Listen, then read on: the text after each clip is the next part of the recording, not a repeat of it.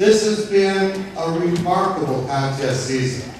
And as I've seen contestants moving from club to area to division, and now to the district, this is truly a tournament of champions that fits in our theme. I'm not going to spend any time talking about it because, ladies and gentlemen, in the spirit of our conference theme, Conference of Champions. From this corner, please help me welcome our Toastmaster for tonight's competition. He is a member of Redmond 2828 and of the Savannah Star Performers, the reigning District 2 Humorous Speech Contest Funny White Champion, Leo Novsky.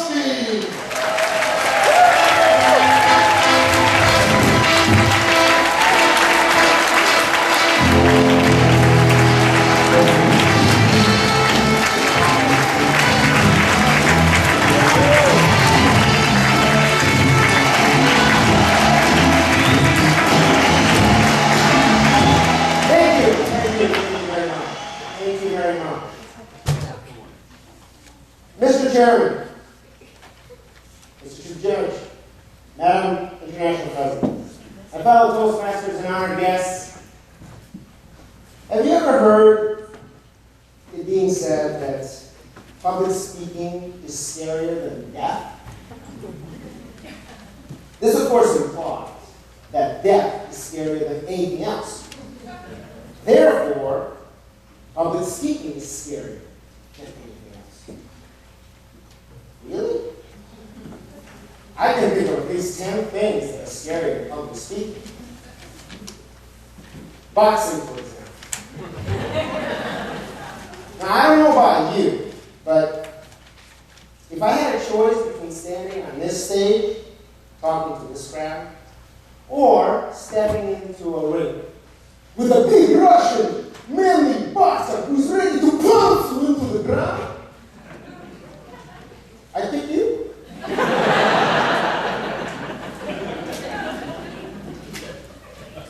But then stop and think. Public speaking can, in fact, be kind of like stepping into the boxing ring. Except instead of a ring, you have a stage.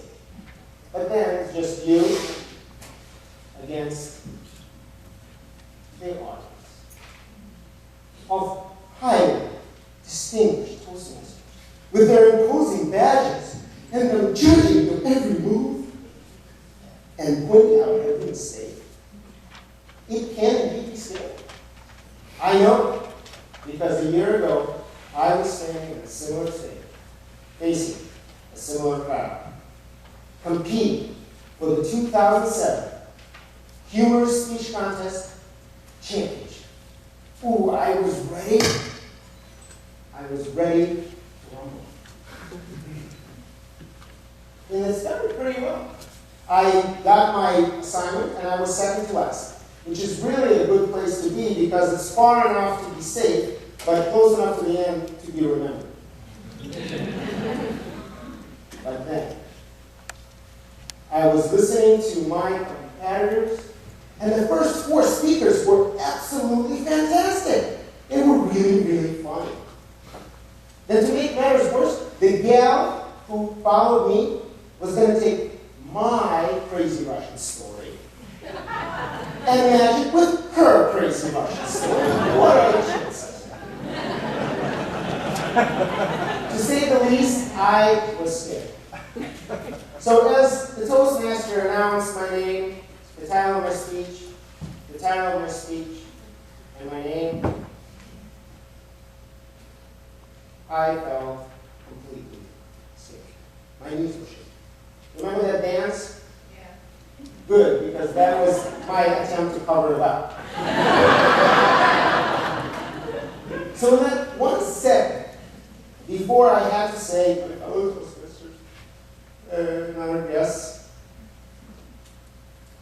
I felt like I lost my Toastmaster mojo. Even before I was ready to put put on my gloves, I was ready to throw in my towel. And then I had an epiphany. I realized that my opponent was not the audience, nor the other contenders, but fear. My own fear. What was I afraid of? Well, that's exactly the question I asked myself. In that same second, mind you. I said, Leo, what are you afraid of? And then I realized, you see, I have a very active imagination.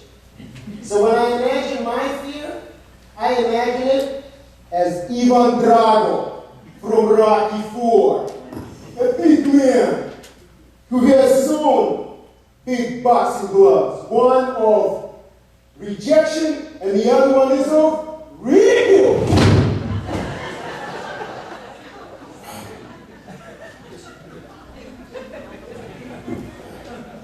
To say the least, that was not helpful.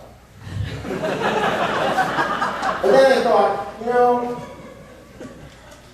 since I already have an overactive imagination, and I'm already imagining the fear as Ivan Drago, I might as well imagine myself as Rocky.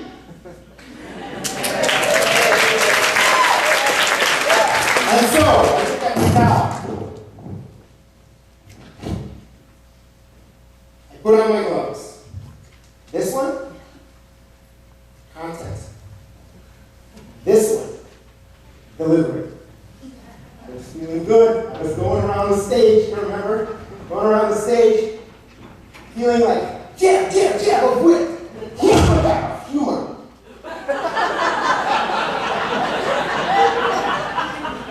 So as the light was turning red, and the crowd was laughing, I could just hear Ivan Drago say, "He's not a man! He's a piece of steel!" My fellow Toastmasters, tonight we have a treat. We have 6 new contenders for the 2008 Humor Speech Contest Championship. And they are good. Why, guys? Because they have faced their own Ivan Dragos. They have gone through the club, through the area, through the division, and now they're at the district, ready to fight out 6 bloody, side-splittingly funny rounds to find who's the champion. So why don't we give them a huge hand of applause.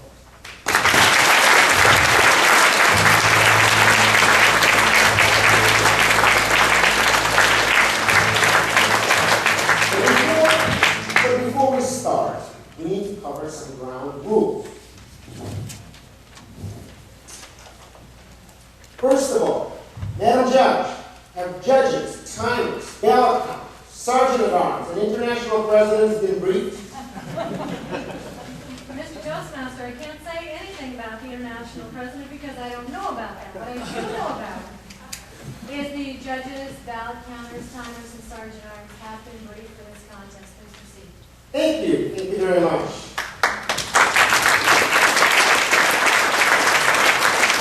Now, Mr. Timer, please tell us a little bit more about the humor speech contest timing, the rules, and how the lights work. Please. The humor speech contest speech length is 5 to 7 minutes. A contestant will be disqualified for speaking less than 4 minutes and 30 seconds or more than 7 minutes 30 seconds. The green signal will be displayed at 5 minutes. The amber signal will be displayed at 6 minutes. And the red signal will be displayed at 7 minutes and remain on until the speech ends. Thank you very much.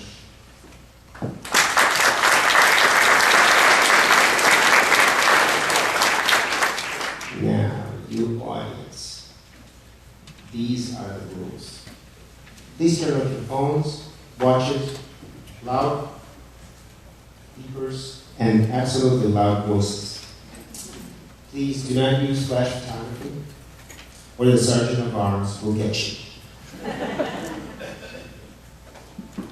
Our 6 contenders have drawn lots, and they will be going in this order. So go ahead and grab your pens.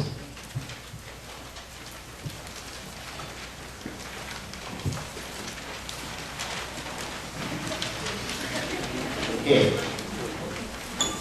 Michael Haley. Next is David James. Next is Paul Hoffman. Next is DJ Arma.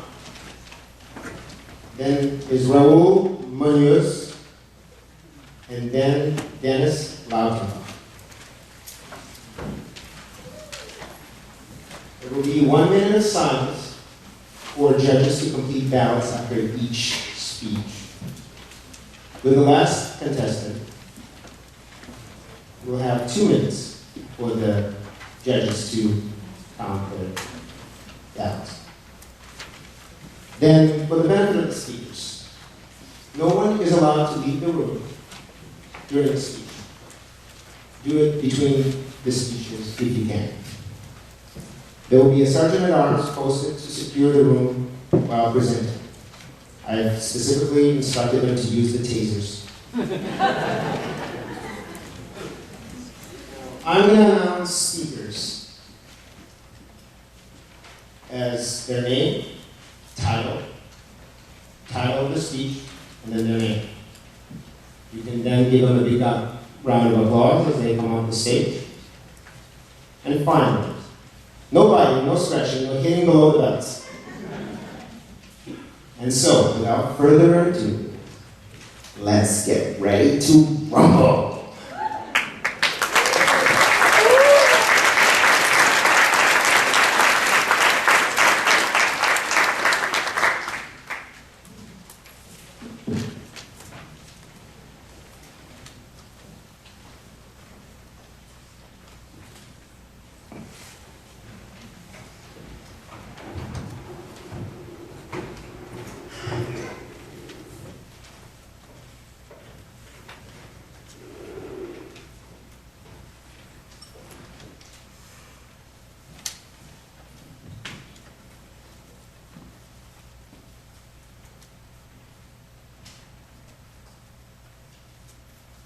Michael Haley, with all due respect,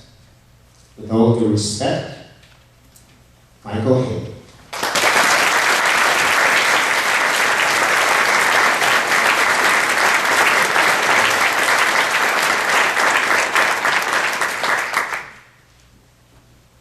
Warning! This speech contains strong language. Fear not, brave contest chair, fellow Toastmasters, honored guests, because everything I'm about to say is intended with all due respect. I love that phrase, with all due respect. That's not just strong language, that's a magic phrase. The kind of phrase that magically transforms the words you're about to say. You've probably heard presidential candidates use that very phrase. You knew that they were about to insult their opponent. Yet they could still say they were conducting a positive campaign because they used the magic phrase, with all due respect. Fellow communicators, you too can shield yourself from blame, control the conversation, and earn your own due respect with the use of magic phrases. Magic phrases formerly available as weasel words and cliches. In no time at all with magic phrases, you too can be writing your very own Straight Talk Express. Delivering your message of hope. Hope we can all believe in. Wait, it's breaking news. The wheels fell off the Straight Talk Express? Message of hope is now message of change? Can we change magic phrases? Yes, we can!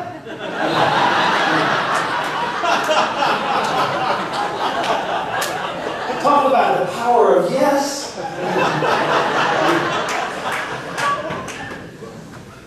But Mike, you say, I'm not running for political office. Can I still use magic phrases?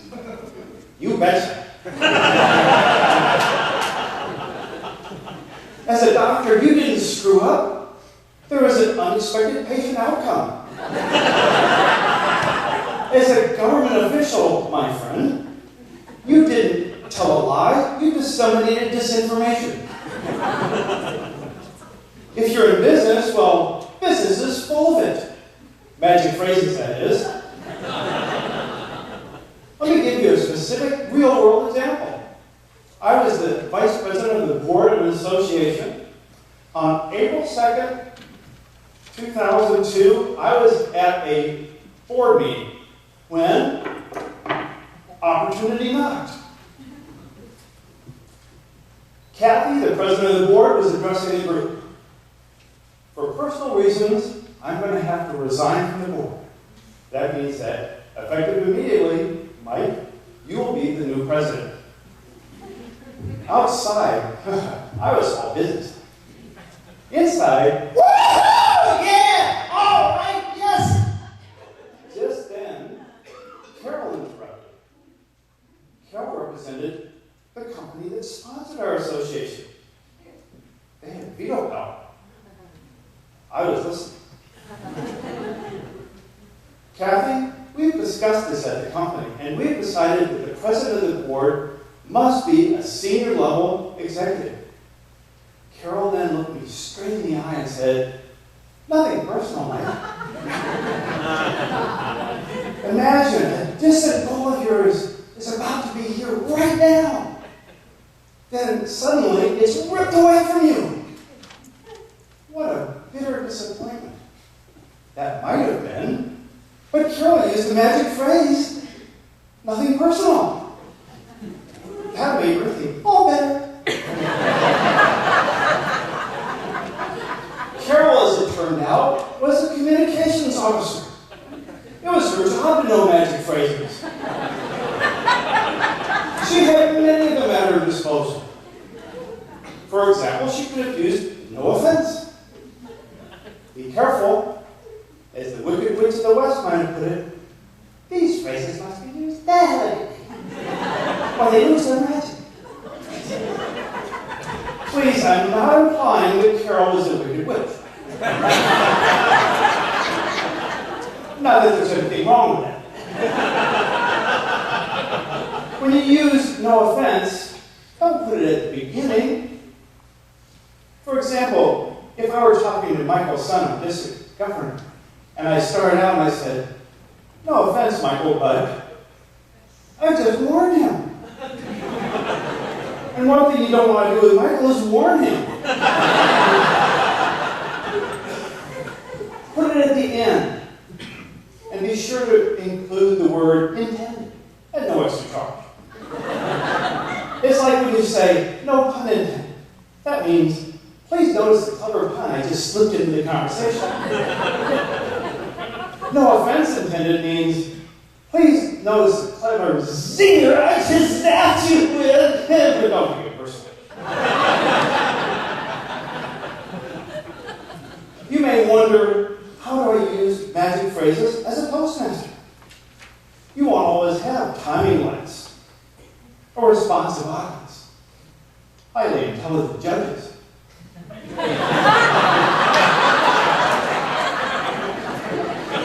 Here's a phrase that you can use. To be perfectly honest.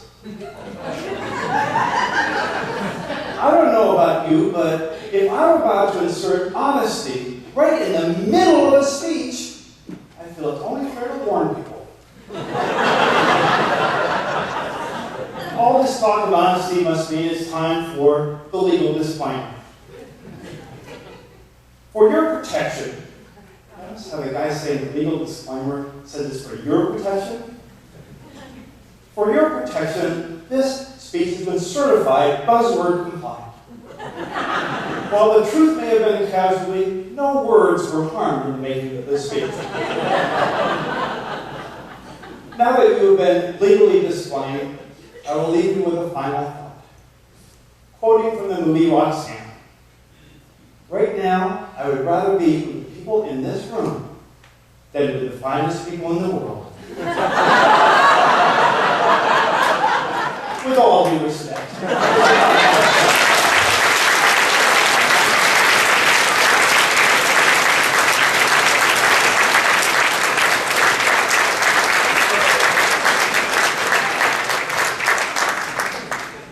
Mr. Timer, please give judges 1 minute